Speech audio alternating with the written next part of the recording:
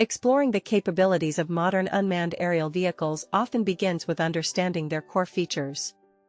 The E88 E99 series of RC quadcopters presents an interesting proposition for users seeking a comprehensive flying experience. Central to its operation is the remote control, which incorporates a dedicated screen, suggesting direct visual feedback during flight. Performance is further enhanced by the inclusion of a dual-camera system, offering versatile imaging options. A notable technical aspect is its optical flow localization, which contributes to stable flight characteristics, particularly in environments where traditional GPS might be limited. The 2.4G radio control system ensures reliable communication between the remote and the quadcopter.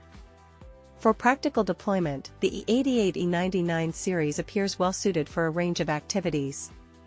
Its dual-camera system could be beneficial for capturing different perspectives, whether for casual aerial photography or for general observation.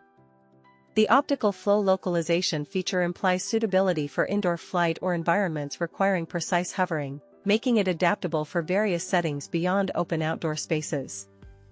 The one-button takeoff simplifies initial operation, making it accessible for those new to drone piloting.